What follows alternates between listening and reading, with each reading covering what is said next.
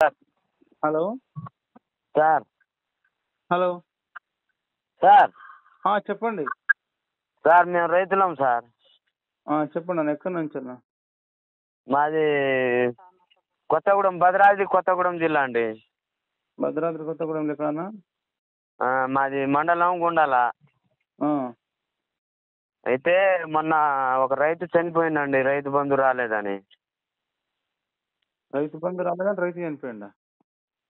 తోట మొత్తం 2 ఎకరాల తోట వేస్తే మొత్తం అప్పులు అయినాయని రైతు బంధు వచ్చినాక ఇస్తా అని చెప్పిండట కూలోళ్ళకి. ఆహా, అప్పు ఎంత అయింది? అప్పు 2 లక్షల దాకా అయినా. 2 ఎకరాలు వేసిండు తోట. అయితే రుణమాఫీ వస్తుందని అన్నారు కదా. రైతు బంధు రుణమాఫీ వల్ల అవి రాలేదు, అప్పులోళ్ళు డబ్బులు రైతు బంధా రైతు రుణమాఫీయా? రైతు బంధు అయ్యి రైతు బంధు రైతు బంధు అదే అప్పు తీసుకున్నది, లోను రుణమాఫీ. ఎంత తీసుకున్నాడు లోను? 1,00,000 తీసుకున్నాడు సార్. అప్పు ఎంత ఉంది? అప్పు బయట ఇక పెట్టుబడి పెట్టిండు ఆయన. 2 లక్షల దాకా అయితే సేట్లు ఏదో గొడవ చేసిండట. పెట్టుబడి ఎప్పుడు పెట్టిండు? ఇప్పుడు దాదాపుగా ఇప్పుడు 3 నెలలు అవుతుంది పెట్టుబడి అంత తోటలు పెట్టి. రైతుకి పిల్లలు ఎంతమంది? ఊళ్ళోళ్ళు వచ్చారు, ఒక 50-60 మందికి పడతారు. ఒక 5-6 రోజులు తెచ్చారు. ఆ రైతు చనిపోయిన రైతుకు పిల్లలు ఎంతమంది అంటున్నా? వాళ్ళు ఇద్దరు, ఒక పాప ఒక బాబు. వాళ్ళ వయసు ఎంత? వయసు ఉంటుంది 36. వాళ్ళ ఆవిడకి 36 ఉంటుంది, ఆయనకి 40 దాకా ఉంటుంది. పిల్లల వయసు నేను అడిగేది. పిల్లల వయసు ఇద్దరు పిల్లలు అన్నారు కదా. పిల్లల వయసు ఉంటుంది ఒక 4, ఇంకో అబ్బాయికి ఒక 6 దాకా ఉంటుంది. అబ్బాయికి 6, ఇంకా 4 ఎవరికి? పాపకు. ఎట్లా చనిపోయాడు? ఈ మిర్చి తోటల మందు కొడతాడు, ఆ మందు తాగిండు, చచ్చిపోయాడు. ఏ ఊర్లే? ఇది ఇక్కడ సంపత్ నగర్ అని. సంపత్ నగర్. రైతు పేరు ఏం పేరు? పేరు తెలియదండి, కాకపోతే నేను సెల్లులో ఫోటో చూసిన.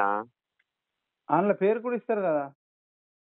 నాకు కొద్దిగా చదువు రాదండి. నేను ఇప్పుడు మీ వీడియో చూస్తే ఈ నెంబర్ ఉంది సెల్లులా. రైతు పేరు చెప్పన్నా, ఏదైనా ఉంటే న్యాయం చేయమని కూడా అడగొచ్చు, మనం అడగడానికి ఉంటుంది కదా. ఇక రైతు పేరు అంటే సార్ ఆయన ఫోటో ఇచ్చిండు కానీ నాకు పేరు రాదు సార్. తెలుసుకో అన్న. ఇప్పుడు మీకు దగ్గరనే కదా, పక్కకే కదా. మాదేమో గుండాల మండలం, ఆయనదేమో టేగులపల్లి మండలం. టేకులపల్లి మండలం. వాళ్ళది టేగులపల్లి. సంపత్ నగర్ ఎక్కడ? అది కొత్తగూడెం నుంచి ఒక 15 కిలోమీటర్ దూరం ఉంటుంది. మరి ఒకసారి తెలుసుకోండి కదా, తెలుసుకుంటే మనము గవర్నమెంట్ దృష్టికి తీసుకెళ్దాము. సార్ మీరు ఇప్పుడు మీడియా వల్ల మీరేనా? అవునన్నా, నేనే. చెప్పండి. మీడియా వల్లేనా మీరు చూపించేది? సెల్లులార్ నెంబర్ ఉంది. మీడియానే. మరి ఈ రైతు బంధు రాలేదు, కొంతమంది రైతులు ఇట్లా ఆగమవుతారు.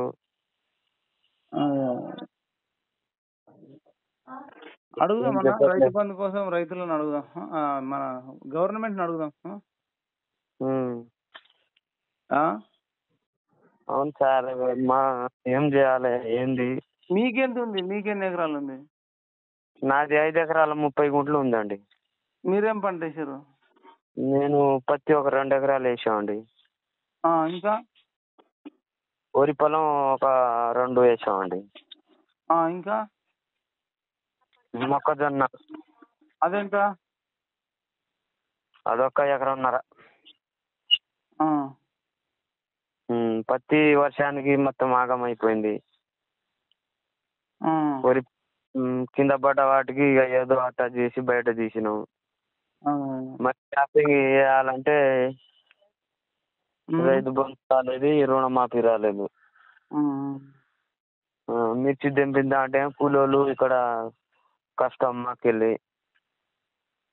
ఈ రైతు బంధు వస్తే ఏదో కూలోళ్ళు బయట నుంచి చేద్దామంటే ఈ డబ్బులు పడట్లేదు. సరేనా, మనం అడుగుదాము, గవర్నమెంట్ని అడుగుదాం. చాలా మంది చేస్తారు, అందరికి చెప్తున్నా, అడుగుదాం. సరే సార్.